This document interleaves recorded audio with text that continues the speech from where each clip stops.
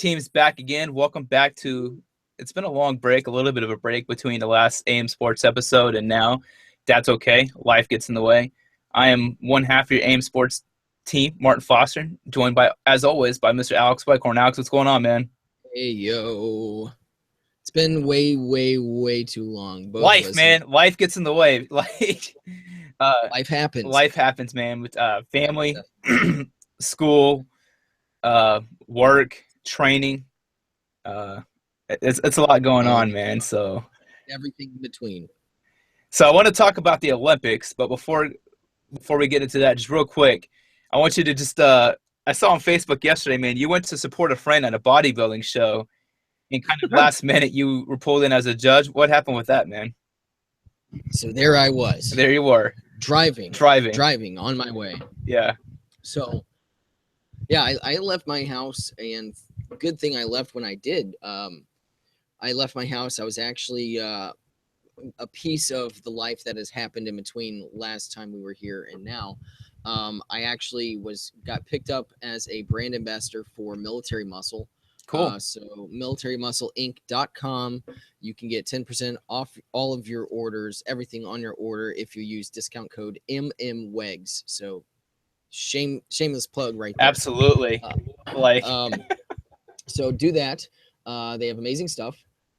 And so they actually had a couple people that were had been trained and gone through their prep for Battleground Fitness, which is run by Brandon Lirio, somebody we were both stationed with out in California, who runs their personal training wing, the arm of Military Muscle for the personal training. So I was actually going up there to do some interviews with them, just to see how their experience was and support some other friends that were also competing. And I got this call from one of my friends who was competing, and he's like, so there. Prejudging started at 12, so I said that I was going to be there about 11:15, 11:20ish. He said that one of the judges who was flying in from LA for whatever reason wasn't going to make it, and they needed somebody to step up badly. It was for the INBA, PNBA, Professional Natural Bodybuilding. So they needed somebody who was a natural competitor who had been through enough shows and had enough experience to know what to look for when it came to judging a bodybuilding show. So I hauled ass. I got up there and I walked in. I said, "Hey, I'm here. What do you need me to do?" And they gave me an official shirt, collared shirt, and it said, "Sit here. You are judge number 2." So it was very, very cool. It was the Tampa Bay Natural Show held at University of South Florida here in Tampa. One judge was myself. The other one was one of the other ones was the promoter of the show, who is also a PNBA pro. And then the head judge, judge number 1, was the world president of the PNBA, the grand poobah of all of this, Denny Kakos. So I had a chance to meet him. He went over the stuff I needed to worry about for being a judge. And once that happened, it was like, all right, let's go. Let's do this. So cool experience. Was not expecting it heading into it.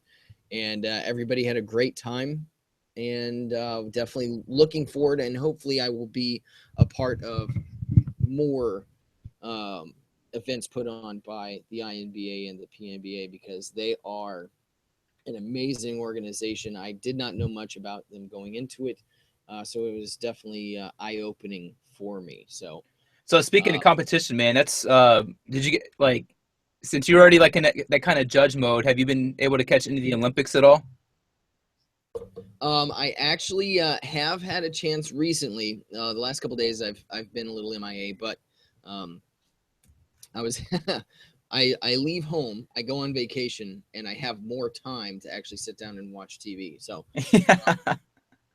yeah, I did manage to catch a little bit of Team USA and just the overall Olympic Games this year.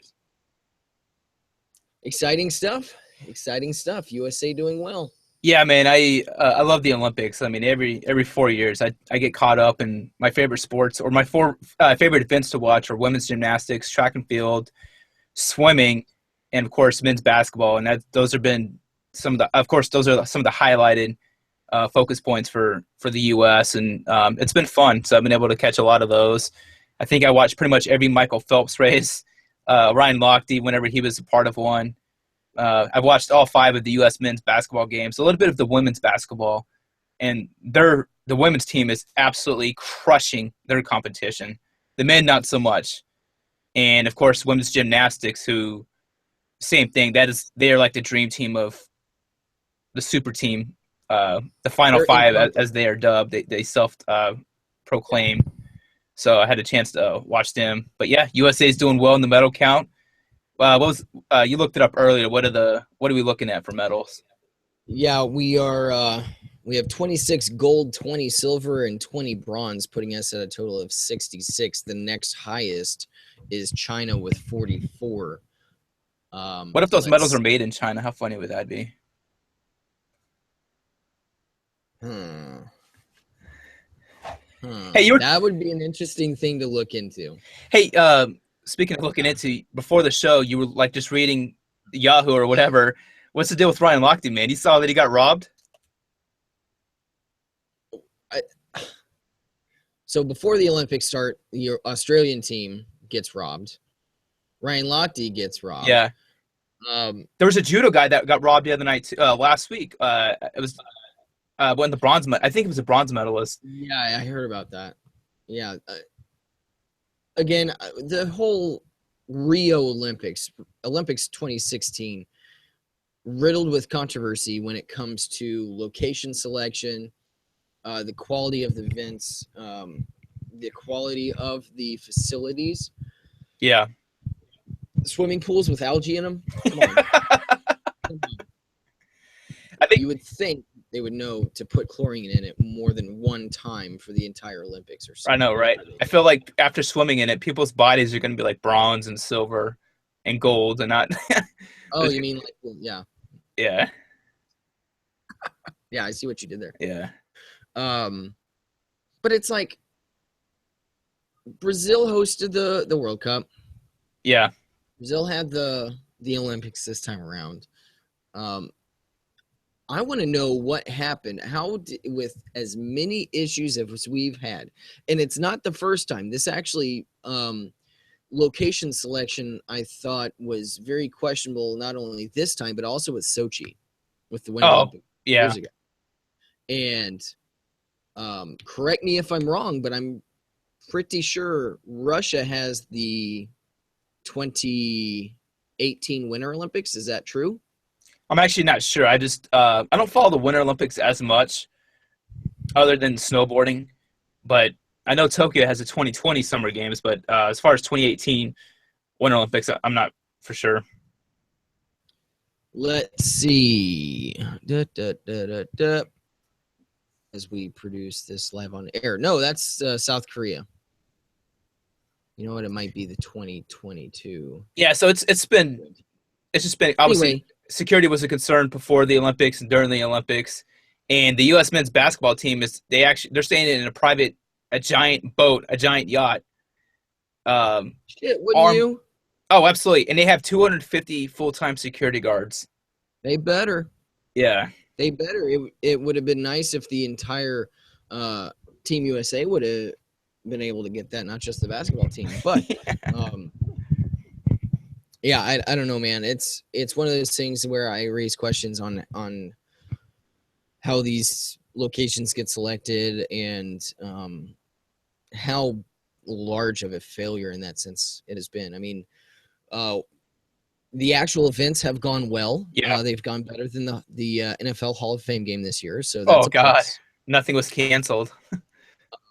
So I would say that at least in this that since it's been um, what it is supposed to be, but I just wish that there wasn't things like robberies and Yeah, athletes being attacked and stuff like that yeah. to be talking about at all in the first place. So I mean, it is what it is, and what is it? How many more days? It's a week? Yeah. A week left. So hopefully everybody will be able to get out of it with all of their belongings, with all of their limbs, without being injured, without being killed, whatever the situation is. Yeah, we'll see how the rest of it goes, but I personally don't see anybody catching up with Team USA in medals or golds specifically. So we have 26. China has 14 golds, and we're up by 22 medals in total. So I think we should. I mean, knock on wood, we should be able to win the gold in basketball. But as you said, the men just haven't been quite what we might expect. At No. least recently. I mean, earlier on against the weaker teams, they showed what they were supposed to, what we expect of them, even as the Olympic team light. I mean, nobody on that team really is the top guys that we would expect, except for what KD and DeAndre Jordan and CP3, right? No, Chris Paul is not actually on this team. Like overall, the team's not bad. It's still much better than the 2004 Olympic team, which finished. They ended up winning the bronze. They lost, I think, 3 games in total, which is unheard of for U.S. men's basketball. But this team is still pretty good. Obviously, like LeBron James isn't playing, and Russell Westbrook, but I mean, it's still a very talented team. It's just so the first 2 games they beat China. Maybe Nigeria in that second game, or maybe it was Brazil. I forget which one. But, I mean, they won by, 30, 40 points as expected. But the last 3 games, they've won by 10 points or less. They've won by 10 points or less. They beat Australia by 10. But that game, I'm sorry? Oh, yeah. 98. Yeah, and that game Australia had the lead at the half. Yeah, and that game was much closer than that score indicated. It was more some free throws were hit at the end. So that was really a 4-point game going down the stretch. Flash forward 2 days later when they play Serbia, and Serbia very nearly pulled off that upset. That was a 3-point win for the U.S. And what I saw in that game was, so basically the United States is playing a lot of isolation basketball. They're having a hard time. You can tell they're having a hard time communicating, getting a good offensive flow going, and really distributing the ball. So because these guys aren't used to playing with each other, so what's happening is these other national teams, they've been playing together for a long time. They have a lot of cohesion, even though and a lot of other countries have NBA players on their rosters, but it's guys that are typically coming off the bench, so not really household names, but for sure NBA players. But these NBA players from other countries, they're not afraid of against the likes of Kevin Durant or Paul George, DeMarcus Cousins, Kyrie Irving. They play good. Yeah. They play. They have that experience. For example, Matthew Dellavedova, the guard for Australia, well, he spent his first 3 years in the league with the Cavaliers, so he practiced against Kyrie Irving every single day. So there's nothing that Kyrie Irving is doing that he hasn't seen, and he's probably able to better defend Kyrie Irving than the majority of people in the league now, because he has kind of the scouting report. He truly knows Kyrie Irving's pros and strengths to weaknesses. So U.S. barely beat Serbia, and then today they played France, and it was actually a 6-point game, but France hit a 3 like right as the buzzer expired to make it a 3-point game. But again, Tony Parker, didn't even play that much in this game, and France was still able to hang with the United States. Thankfully for Klay Thompson, who had a tremendous game today, I think he scored 30 points altogether and hit 7 threes. He kind of saved the U.S., but teams, after the past 3 games, teams are not afraid of the United States.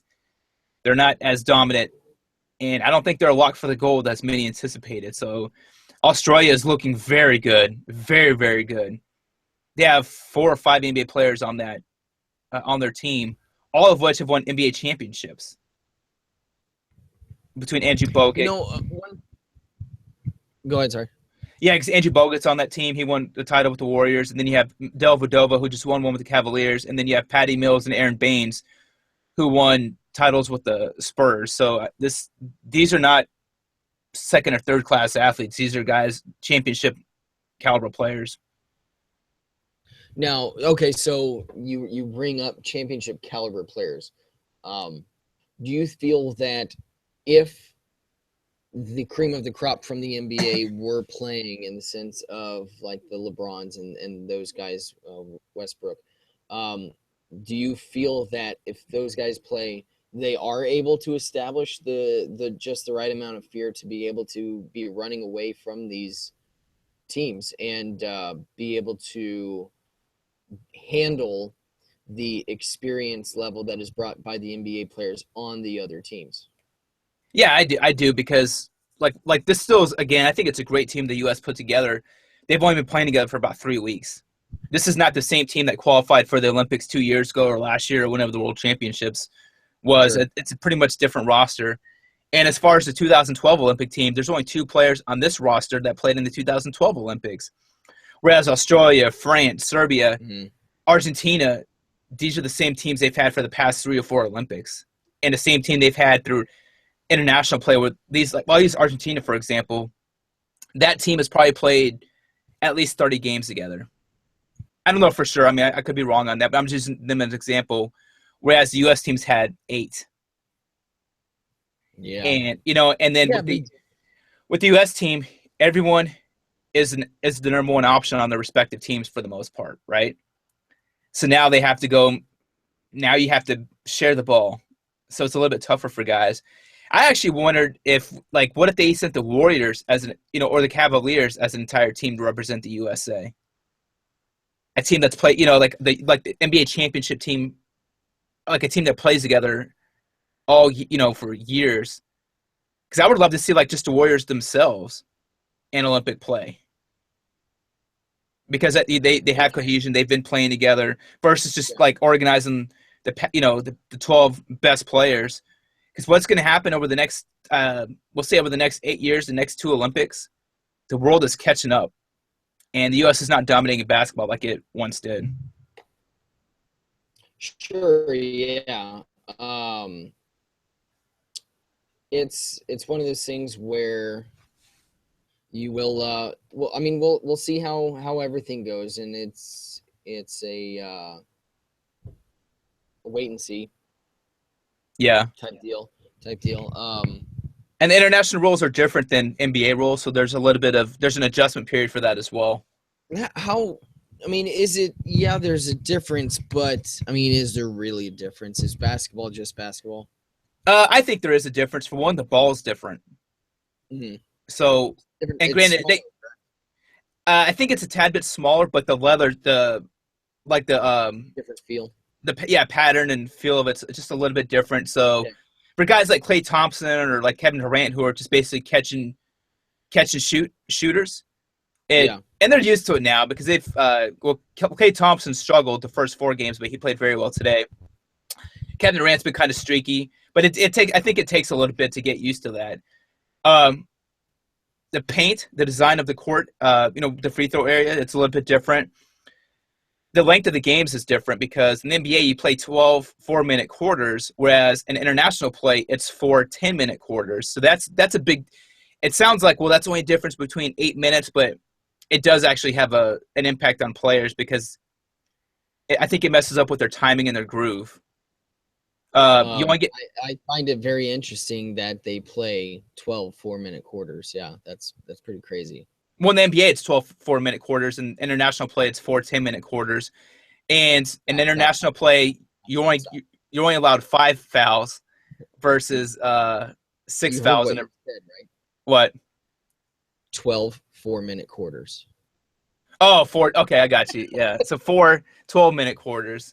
Yes. Yeah, you know what I meant. But I had to. Yeah.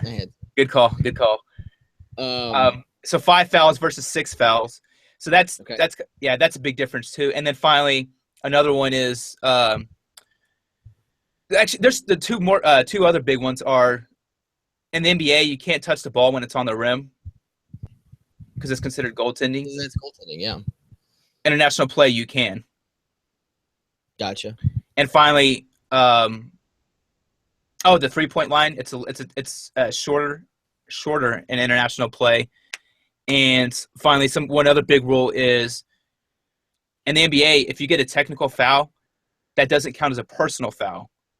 In international play, a technical foul counts as a personal foul. So you get one fewer, and you don't get the benefit of a technical not counting as a personal foul. Gotcha. Yeah. So Yeah. like you'll see more players fouling out. So it's a little bit different. So but the U.S. team, they played 5 exhibition games prior to the start of the Olympics to get just get used to it. They beat teams handedly during those exhibitions, but they didn't play anyone really tough. They played China twice. They played Nigeria. I forgot who else they played, but they didn't play anyone that was a threat. But some of the other teams, France, Australia, Serbia, Argentina, like these, Spain, these teams are tough. So, and the U.S. is going to see some of these teams they haven't faced yet in the knockout round, which starts on the 17th. Gotcha.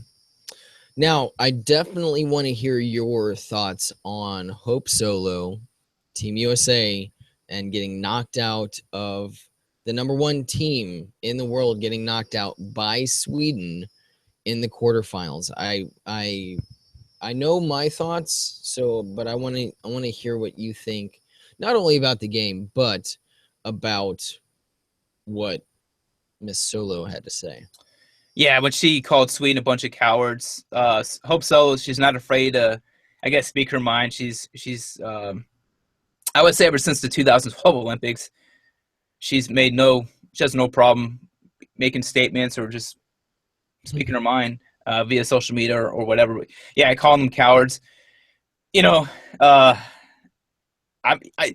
personally, I think when it comes to the Olympics, I don't really like seeing a lot of that stuff, a lot of the trash talking, but I kind of side with her in a way. But I'm just shocked that the U.S. lost, because there's certain events when you look at the Olympics, you're like, okay, there were certain events I'm like, the U.S. is definitely going to get the gold. Like, Michael Phelps is going to win multiple gold medals in swimming. This women's female gymnastics team was considered one of the best, if not ever, but definitely one of the best of all time. The men's was considered a lock for the gold.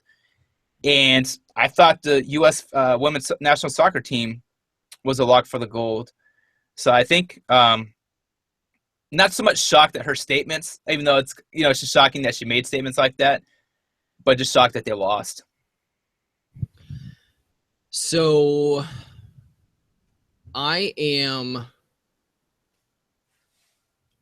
the way I look at it, again, more of my background is with MMA. So Yeah. I'll make an MMA analogy here. This is, in my mind, comparable to Holly Holm knocking out Ronda Rousey. Yeah. From dealing with Ronda Rousey. This is somebody who is, when I say this is somebody, I'm talking about Sweden in this case. This is an underdog. This is a major underdog. I'm not going to address what the betting odds were for Holly Holm. Those were a little skewed, but when it comes down to it, she was new to the sport in comparison, new to the octagon, and new to that level of competition within MMA. So that said, there's always a puncher's chance, no matter what, no matter who you are. And B, you have to fight your fight. You have to have a game plan going into it. And when you stick to your game plan, if you plan properly, then hopefully for you, you win. So you have somebody who goes in, they execute the way they're supposed to, they plan perfectly, they perform perfectly, and they come out with a win. Yeah. And then what does the one who tends to be outspoken do in MMA? And they lost. Oh, well, they're cowards. They didn't come after me. They danced. They blah, blah, blah. Yeah. Same exact thing. It's shock. It is frustration. It's being upset. It's not being used to losing. Yeah. So all of those things, they're coming out during the post-fight press conference. This is all, to me, very analogous. You have Hope Solo the best goalkeeper in the world, has the record for the most clean sheets, the most shutouts ever for a female goalkeeper, playing on the best team in the world against a team that should not be on the same field. And they go out, they execute, they don't run in, they don't try to pull off some crazy move. They don't do anything outside of execute the way they're supposed to. And USA ended up on the wrong end of the stick on that one. So that's my thoughts on it. That's how I sort of rationalize what she's doing. Do I think that's the right thing to do in the sense of siding with her? No. Especially as a top-level athlete, as someone who's trying to be a top-level champion, I would like and I would hope for them to be a champion in victory and be a champion in defeat. Yeah. But, I mean, I'm also not going to sit here and say that she should have been able to handle her emotions better or anything along those lines. That's completely unfair for me to say. So, yeah. Disappointed. I won't go as far as some of the words that Julie Foudy was using when she was describing it, but it is disappointing to me.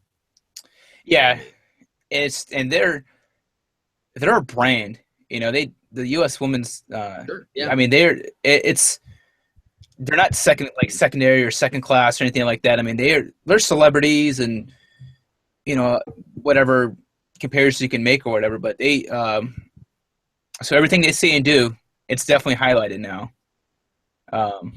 And one thing, I'm glad you said that they are a brand.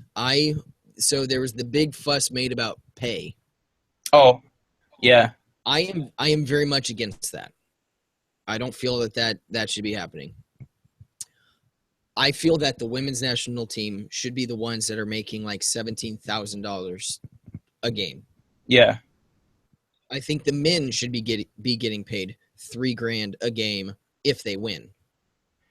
Yeah, I mean, when you look at the body of performance between the men's side and the women's side, of course, the women should be getting paid a bazillion times more than the men ever should. I mean, you have a team that's ranked first in the world, 30th in the world.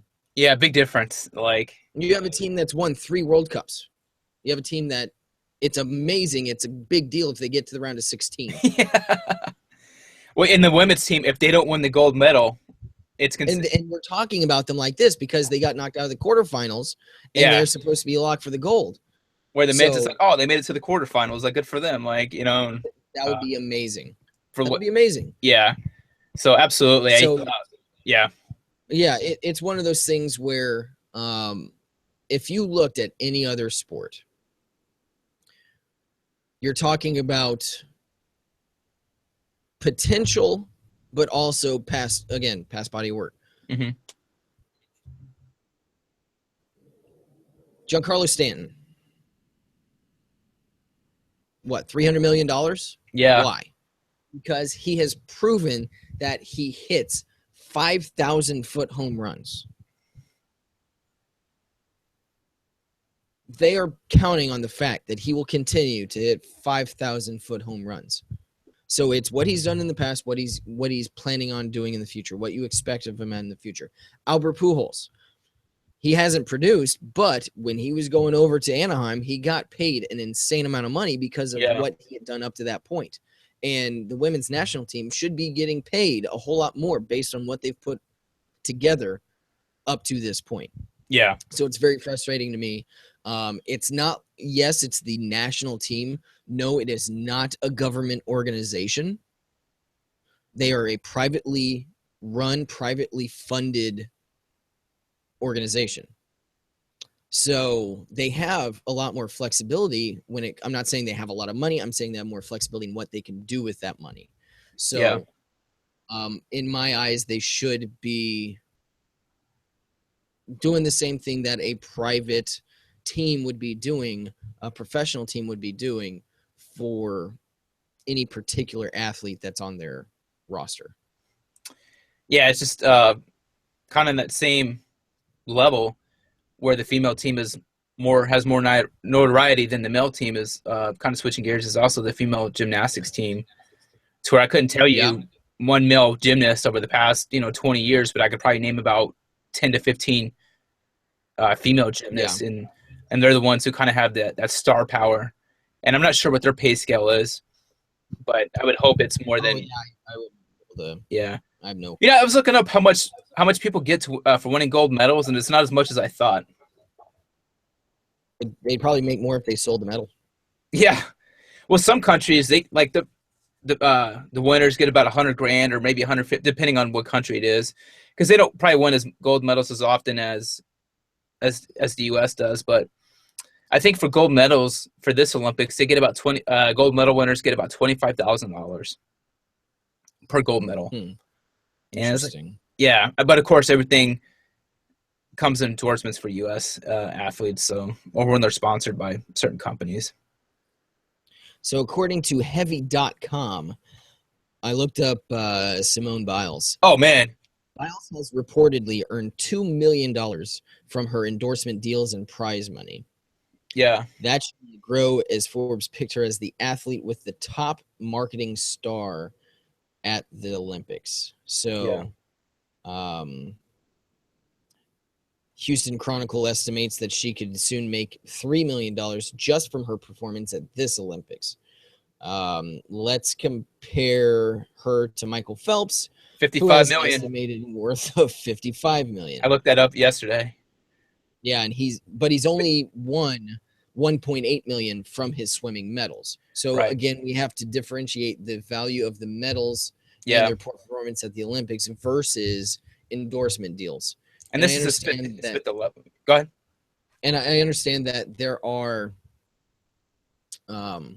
like going back to the women's soccer, yes, they are able to make their separate endorsement deals. But if you're not talking about Alex Morgan, I mean, how many of them have big endorsement deals? Yeah. So this is Michael Phelps' fifth Olympics, or was his fifth Olympics. Yeah, crazy. Crazy. He was 15 years old in the 2000 Olympics. God, what was I doing in 2000? Oh yeah, I was in 8th grade. Yeah, but it's just crazy. Yeah, he was 15 years old swimming in the Olympics in 2000. God. Yeah. That's crazy. That's crazy. Yeah. But he's I looked up his net worth the other day and I saw it's $55 million. So I was like, man, and it's clearly not from his medals, but he's made it. He's won so many medals. He's racked up some money, but the endorsements. I think Speedo gave him $1 million to for them to sponsor him. That's crazy. Yeah, but Simone Biles, she's they're calling her like to rely on. Oh yeah. They have to.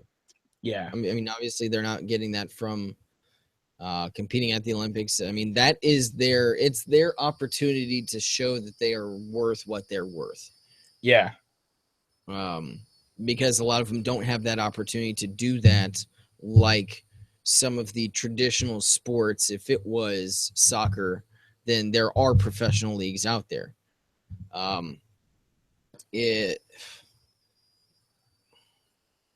don't know. I'm struggling. Basketball, obviously, they get paid because of what they do in their time. But this is all about showing what you can do for your country, representing your country. Yeah. And so that's one of the reasons why I love the Olympics so much. It is us versus them.